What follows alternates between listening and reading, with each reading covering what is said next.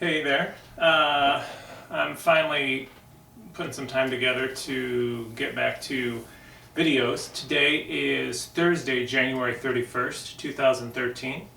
And it has been a couple weeks since I last posted.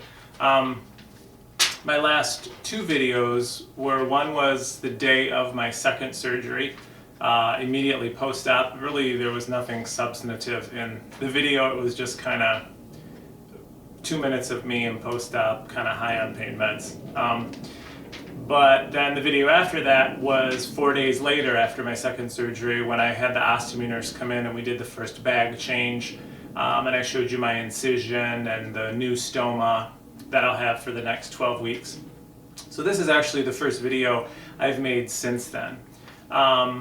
This surgery has been much rougher than the first surgery, and I'll get into that a little bit more. But basically, like I said, it's been 2.5 weeks since my surgery. I'm home now, and what I'm going to do is I'm going to make 3 videos right now. I'm going to make a video just talking about my hospital experience.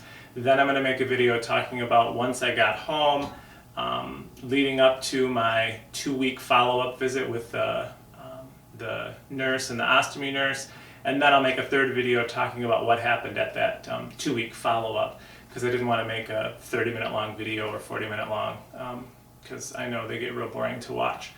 But to educate you a little bit more on what happened during the hospital stay during the second surgery, I went in on Monday, January 14th for the second surgery, and just to reiterate a little bit, the prep for that second surgery, because my colon was already removed back in September, all I had to do was drink clear liquids the day before. I didn't have to take any special bowel prep or anything, which was, it wasn't so nice not to eat, but it was much nicer than having to worry about running to the bathroom and taking that horrible Miralax or whatever, Go Lightly, whatever your prep happens to be. So I had to be there at 7:30 Monday morning. The surgeon talked to my partner and family afterwards and said they made the first incision about 8:20, 8:30 that morning, and I was out of surgery by 1:30. He had said it on average takes about 5 hours, and that's pretty much what it took. And what I'm going to tell you now was related to my partner and my parents, and a little bit to me, but it was related to them immediately after the surgery. Said the surgery went very well. He didn't have any trouble stretching my small intestine down. They cored out the anal canal, they removed the rectum, and because they had to pull that extra little bit I was talking about a few videos ago, didn't have any trouble getting the small intestine into the anal canal and hand sewing all of that. So the surgery went pretty well. I have a pretty gnarly scar, and you actually already saw the incision in the hospital, and I'll show you the scar in a couple more videos. Immediately post-op, there was a lot more pain this time than after the first surgery, probably related to the open incision. And I would say it was probably 8 or a 9 initially on a scale of 0 to 10. But they did well controlling the pain with the pain meds. I did not get any steroids this time. Like last time I talked to you before my last surgery, I got some stress dose of steroids because I had been on the prednisone going into the first surgery. But this surgery I've been off steroids since September, so they didn't give me any steroids, so that was nice. So I came out of surgery with a Foley catheter for urine and an IV. They actually had to give me a new IV during surgery because my other IV clogged up or something. So I had an IV for fluids and for pain meds. They put me on morphine with the PCA, or patient-controlled analgesic, the pain button that you just kind of push as you need it.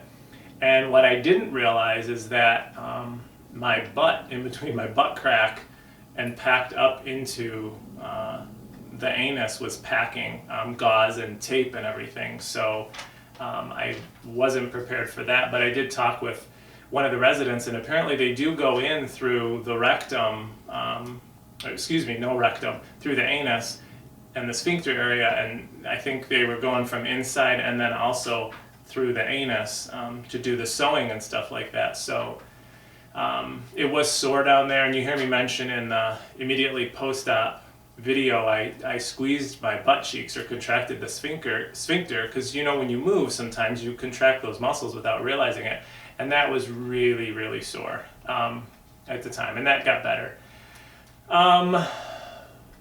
I think that was pretty much it. I got to my room maybe about 5 or 6.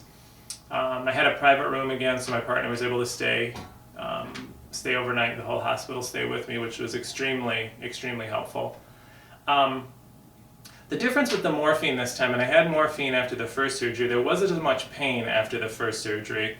And when I did push the pump, they had it set up on the first surgery for just 1 milligram of the morphine. And through the whole stay that time, I don't think I used it more than maybe 30 times. I mean, and that's immediately post-op all the way through the Friday when I went home after that first surgery. So I didn't use it all that much because I wasn't very nauseated when I used the morphine the first surgery.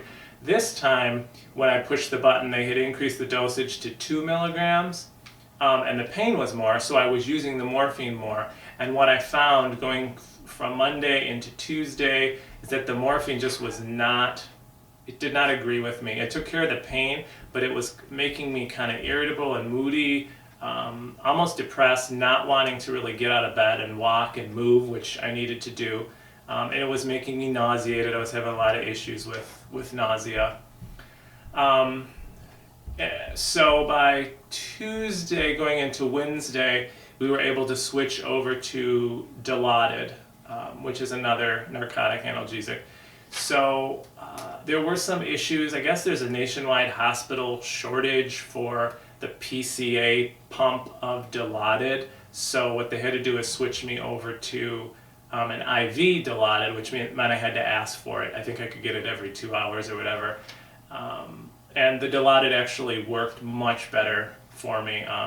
Like I said, they both controlled pain, but the Dilaudid I did much better physically and mentally wise. It seemed to work, but that didn't get switched over till like Tuesday or Wednesday. Jumping back to Monday, like I said, I got in my room about 5:30. Probably about 11 o'clock is when I decided I wanted to try to move. And it was a lot more of a struggle this time, from laying on my back to rolling to my side to sitting up on the edge of the bed. And I started that about 11 p.m. And I sat up twice that late evening, early into the early morning hours, twice, about 5 minutes each time. One of the times I did manage to get up and kind of hobble over to the bedside chair, pretty much bent over. I couldn't stand up, but I didn't go for a walk right away. Probably by 5 or 6 early Tuesday morning, I did get up and go for like a 300-foot walk with the IV pole, kind of slowly and shuffling and things, but I did finally get going. And then I just was walking more and more successively, but nothing was happening as quickly as it did after the first surgery.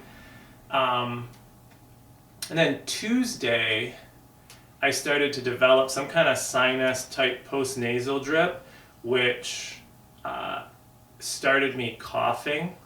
And you want to talk about some discomfort, try coughing the first full day after surgery, after you've had your lower abdomen cut open. It was pretty uncomfortable, and the only really comfortable way I could get into cough was with my bed semi-raised, pulling my knees up as much as they could, grabbing the bed rail and putting another hand over my lower abdomen, or putting a pillow under there or over there for a little bit extra support, and doing kind of a kind of cough.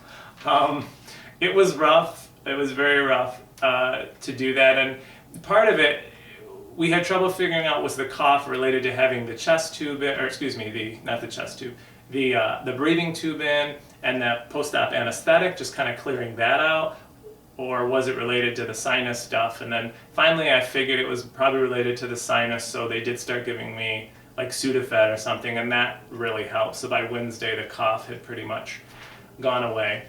I was using the breathing device, the incentive spirometer, much more this time, because I noticed that my lungs felt a little tighter, and it could have been again related to the cold and not necessarily the anesthetic, but I did use that breathing device a lot more this time to kind of clear the anesthetic out of my lungs, and because I wasn't as mobile as I was the first time. They did give me heparin shots I think it was every 12 hours, again to help prevent blood clots, because I wasn't moving around a whole lot. By Wednesday evening, my gut had started to wake up. Just like after the first surgery, we had to wait for the gut to wake up in order to start water and then clear fluids and then into easy solid foods and things. So I think after my first surgery, it woke up about on Wednesday. My bag farted, if you will, and things started passing output out of my small intestine. So I started some water on Wednesday, and then in Wednesday evening, I think I went to clear liquid. So by Thursday morning or Thursday lunchtime, I was on a low residue solid food. So like eggs, bagel, mashed potatoes, mac and cheese, that kind of stuff. So I was doing relatively well. That big intense pain seemed to kind of be gone by Thursday. There was still discomfort, but I would probably say it was on level with the first surgery. It wasn't through the roof or anything, and I was moving around easier, not as easy as I was the first time, but I was still getting up and taking walks and things like that.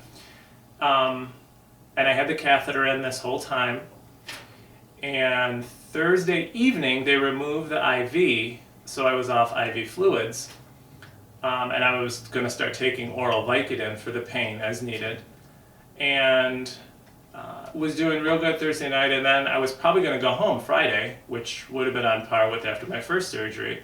Was doing really well. And then Friday morning, my mouth was just really dry, my lips were dry, I was kind of sluggish, kind of no appetite, a little bit of nausea, which they determined was related to dehydration. So they gave me an IV for about an hour of fluids, and I perked right up. The issue is after this surgery, because the stoma is now higher up in the small intestine, your food tends to go through you more quickly, which means the fluid that you take in with the food doesn't necessarily stay in your body as long, and your body doesn't have as much time to absorb it. And this time it's even more important than after the first surgery that when I drink, I eat something with it, at least initially. And so when you're feeling nauseated and have no appetite, it's hard to eat, which means you can't do a whole lot of drinking. So after they gave me the IV fluids, felt better. Friday afternoon and evening was good. Then they said, okay, we'll probably have you go home on Saturday, which I was fine with. I was kind of wanting to get out of the hospital. They still left the catheter in because after this surgery, as I had said before, they really kind of bump around and traumatize your bladder nerve and the nerve to your genitalia. So they want to keep the catheter in as long as they can to allow that bladder nerve to recover from the trauma so you don't have any urinary issues. Because if they take it out too soon and you have problems, then they have to put it back in while you're awake, which is not pleasant, I'm sure. So we went into Saturday morning, and Saturday morning I kind of felt like I did Friday morning. A little bit sluggish, not as bad, but a little bit of nauseated and decreased appetite, which I kind of relayed back to Friday, and so knew that was from dehydration, but was able to get breakfast down and then get some water in me, so I was able to kind of self-adjust that. So they took the catheter out that day, and I was able to go to the bathroom, and so we were out of the hospital probably by 2 o'clock, I think, and then got home that Saturday. So I was in the hospital, say Monday, Tuesday, Wednesday, Thursday, Friday, 5.5 days this time, and it was 4.5 last time. Some of the things that I noticed in the hospital, one, all that packing that was up in my butt area, that came out probably on Wednesday morning, and that's when they took the bandages off my incision to look at my incision for the first time, because they leave it on at least 2 days. So it was nice to get that packing out of the butt area, because it is just uncomfortable. And also what I noticed is anytime I stood up, sit down, just the contraction of that sphincter, those muscles were very, very sore in there. Kind of like a really bad bruise, but a little bit worse than that. And that has gotten progressively better. There's still a little bit of a, even in the hospital, when I had to urinate, the feeling was a little different. It's a little more tingly. It wasn't painful at all, but I know it was a little bit, it felt a little different, I could tell. I think from the hospital stay, pretty much that's it. I'm looking at the notes with everything that I wanted to talk about. Oh, I kind of skipped over the fact on Thursday the ostomy nurse came in, and that's when we changed the bag for the first time. And so you saw that in the video, what my incision looked like, and then the new stoma with that tubing wrapped around to help keep the stoma out for the first couple weeks. And so I think that's it. In the next video, I'll talk about what my time home was like, especially initially that first 4 or 5 days, but I'll kind of cover the whole first 2 weeks. Remember, if you have any questions for me, anybody who's maybe going to have this done or know someone who had it done, you can always email me at ucandpsc@gmail.com, and I will be chatting with you again soon. Thanks.